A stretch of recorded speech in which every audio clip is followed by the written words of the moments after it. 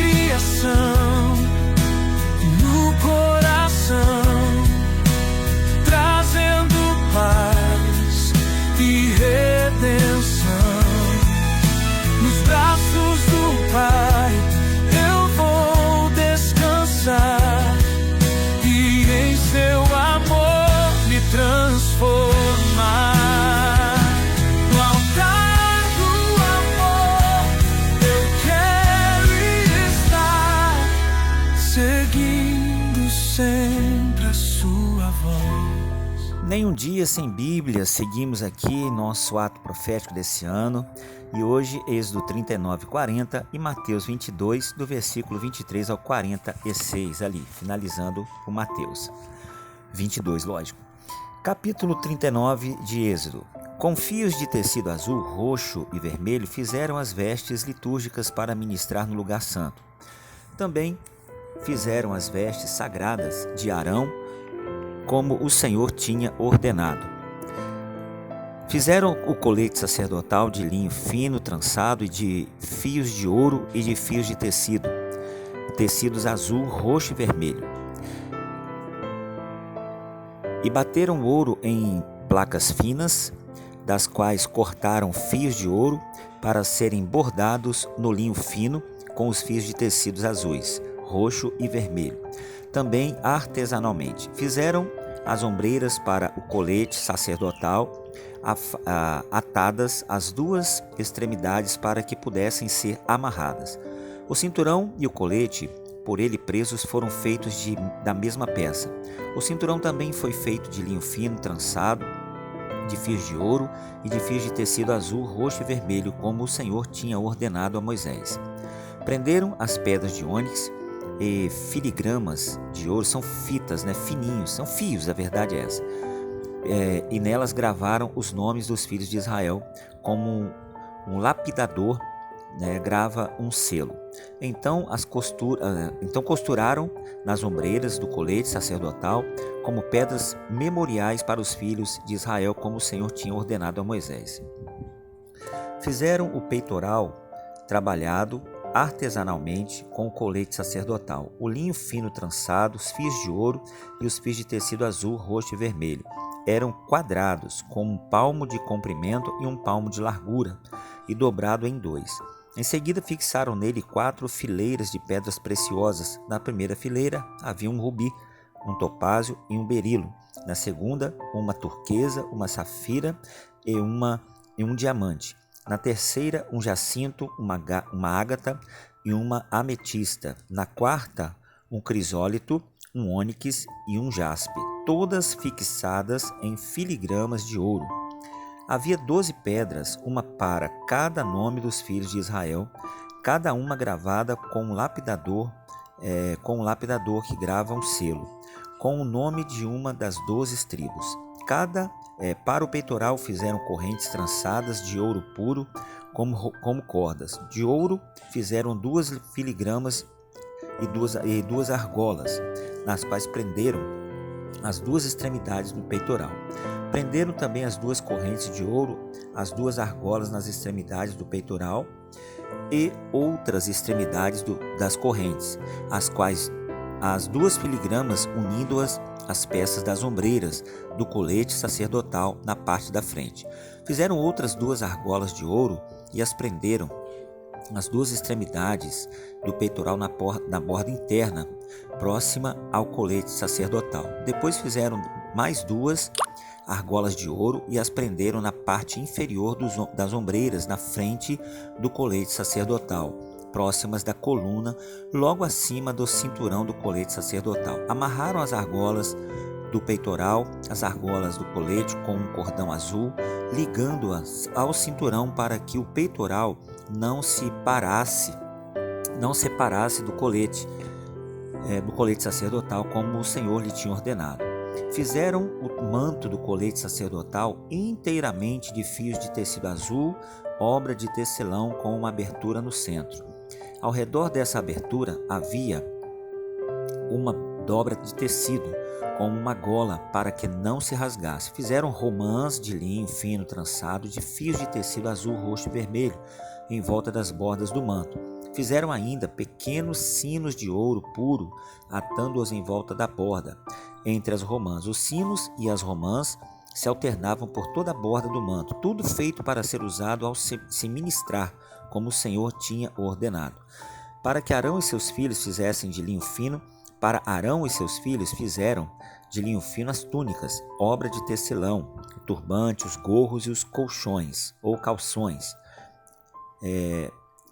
O cinturão também era de linho fino trançado e de fios de tecido azul, roxo e vermelho, obra de bordador, como o Senhor tinha ordenado a Moisés.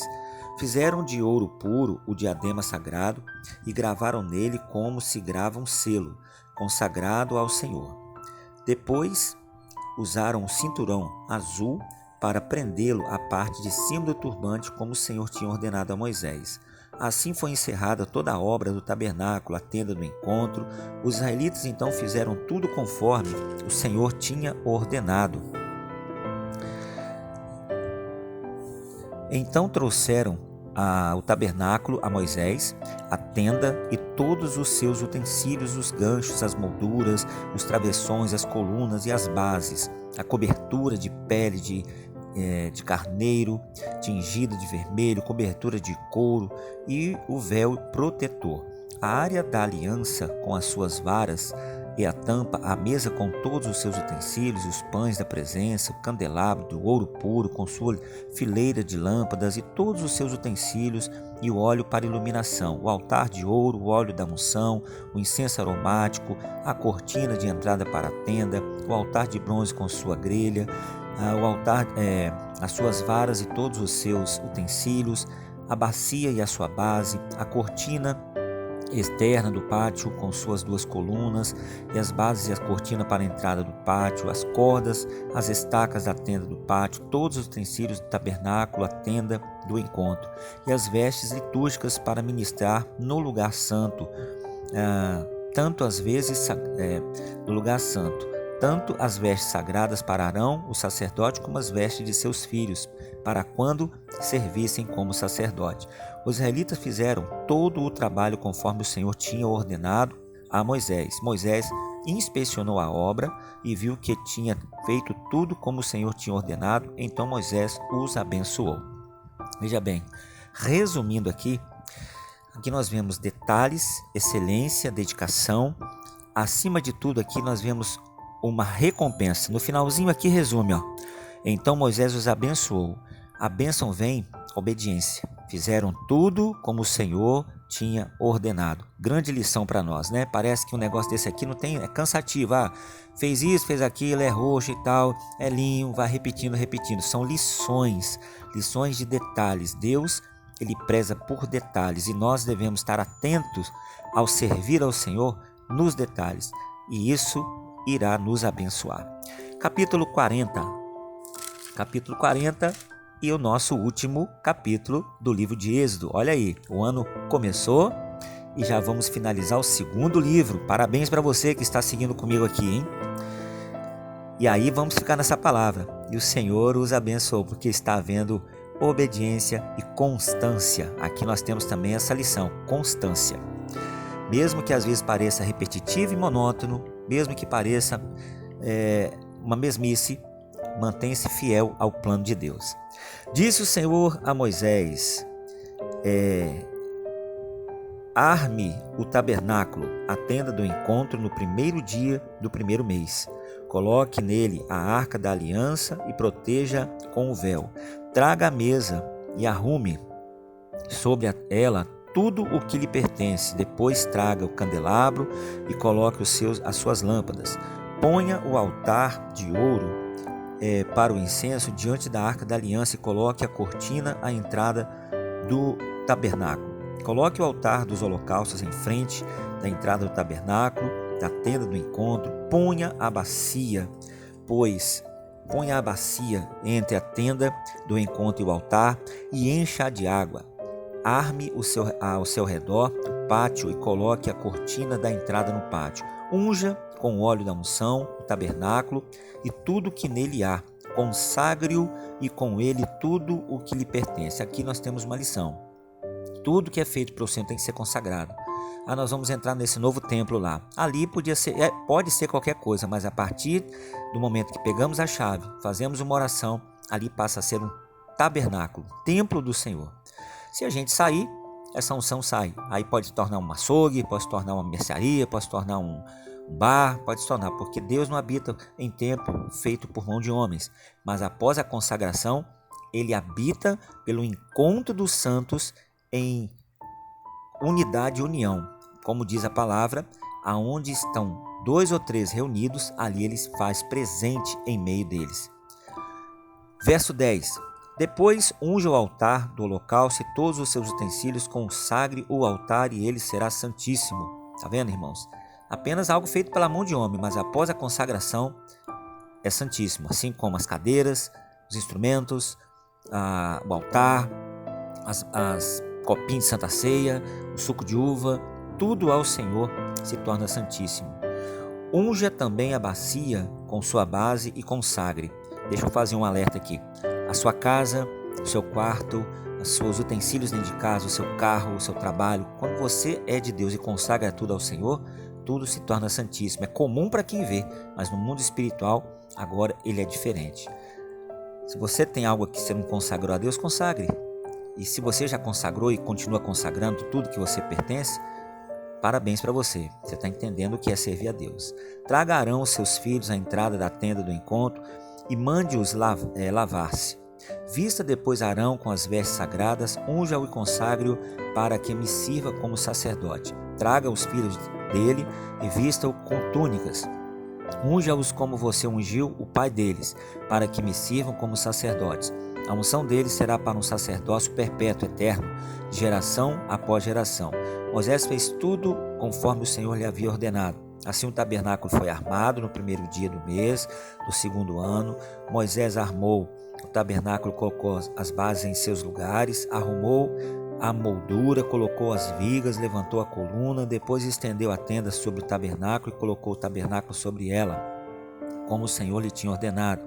Colocou também as tábuas da aliança da arca, fixou nela as varas e pôs sobre ela tampa. Em seguida, trouxe a arca para dentro do tabernáculo e pendurou o véu protetor cobrindo a arca da aliança, como o Senhor tinha ordenado.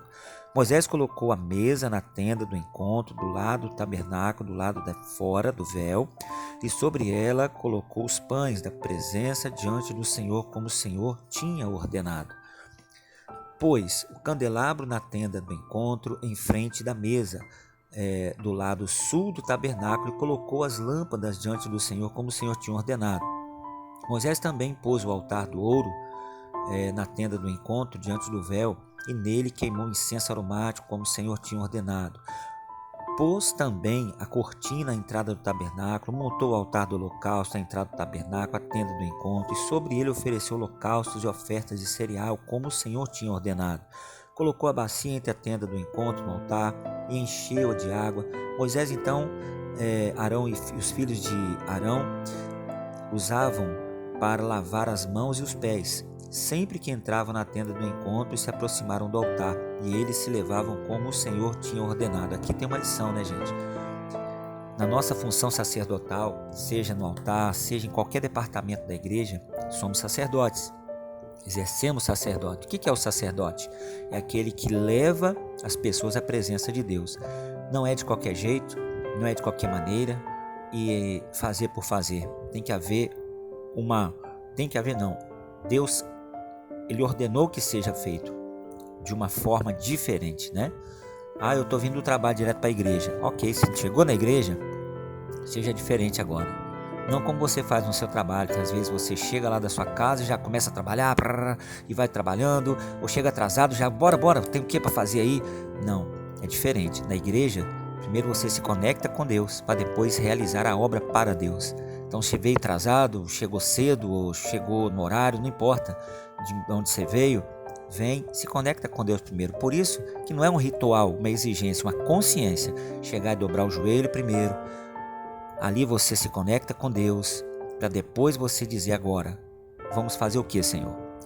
Vou ligar os instrumentos? Então vou ligar os instrumentos. Eu vou ligar o ar-condicionado? Então vou ligar o ar-condicionado. Eu vou ficar na porta recebendo alguém? Eu vou preparar um material? Vou, mas primeiro é eu e Deus. Me conecto com Deus para depois Deus realizar as coisas para Deus. Não é aquela coisa atropelada como a gente vê hoje, pessoas sem temor, chega suado, chega até antes do culto também, chega cheiroso, não tem problema, mas entra assim como se estivesse entrando na cozinha de casa e não referencia, não tem mais aquele temor, que ele está tendo um encontro com Deus para realizar as coisas para Deus. E isso é eterno e perpétuo, está aqui, ó. Não é uma exigência ou uma coisa de um pastor, de um lugar, de uma placa de igreja, não. É Bíblia, gente, é Bíblia. Finalmente Moisés armou o pátio ao redor do tabernáculo e colocou a cortina à entrada do pátio. Assim Moisés terminou a obra. Verso 34, finalizando, gente. Então a nuvem cobriu a tenda do encontro e a glória do Senhor encheu o tabernáculo. Moisés não podia entrar na tenda do encontro porque a nuvem estava sobre ela. E a glória do Senhor encheu o tabernáculo. Sempre que a nuvem se erguia sobre o tabernáculo, os israelitas seguiam viagem. Mas se a nuvem não se erguia, eles não prosseguiam. Só partiam no dia em que ela se erguia. Isso quer dizer o quê? Deixarmos nossa vida ser conduzida por Deus e não querer conduzir o Senhor. Ter o temor de entender, ter a paciência de confiar e ter a certeza no coração que Deus na frente não tem nada melhor. Verso 38, de dia a nuvem do Senhor ficava sobre o tabernáculo e de noite havia fogo na nuvem, à vista de toda a nação de Israel em todas as suas viagens. Glórias a Deus, gente. Finalizamos o segundo livro deste ano. Amanhã, iniciando o livro de Levíticos. Beijo no coração de vocês. Vamos aqui finalizar o capítulo 22 de Mateus, ok? Daqui a uns dias também nós vamos estar finalizando Mateus, hein? Capítulo do 23 ao 46. Vamos lá. Capítulo 22. De Mateus, verso 23. Naquele mesmo dia, os saduceus que diziam que não há ressurreição aproximaram-se dele com a seguinte questão: Mestre, Moisés disse que se um homem morrer sem deixar filhos, seu irmão deverá casar-se com a sua viúva e dar-lhe descendência. Entre nós havia 7 irmãos. O primeiro casou-se e morreu. Como não teve filhos, deixou a mulher para seu irmão. A mesma coisa aconteceu com o segundo, com o terceiro e até com o sétimo. Finalmente, depois de todos morreu a mulher. Pois bem, na ressurreição de qual dos 7 ela será esposa, visto que todos foram casados com ela? Jesus respondeu: vocês estão enganados, porque não conhecem as Escrituras nem o poder de Deus. Só eram religiosos, né, gente? Não tem muita diferença de muitos de hoje, não. Compara o reino de Deus com o reino terrestre aqui. Quando ressuscitar vai ser esposa de quem? Lá em cima tem esposa, lá em cima tem marido, lá em cima tem vô, tem filho, tem pai, tem mãe. Lá em cima tem anjo. Na ressurreição, Jesus respondeu.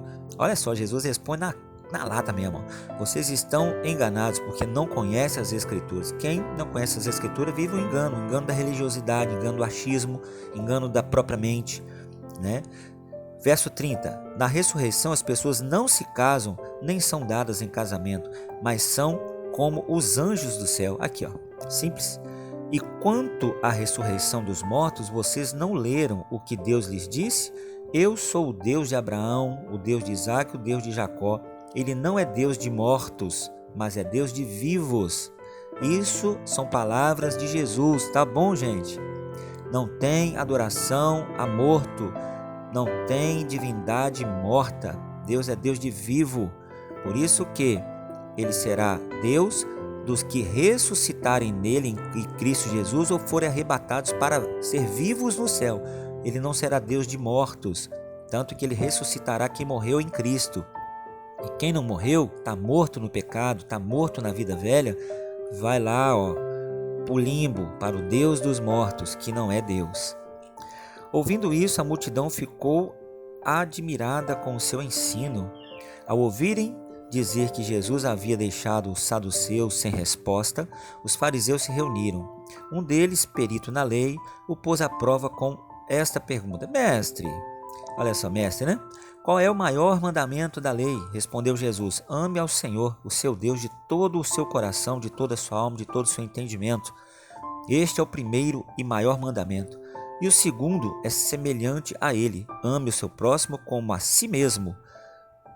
E destes 2 mandamentos dependem toda a lei e os profetas. Aqui Jesus está dando uma grande lição.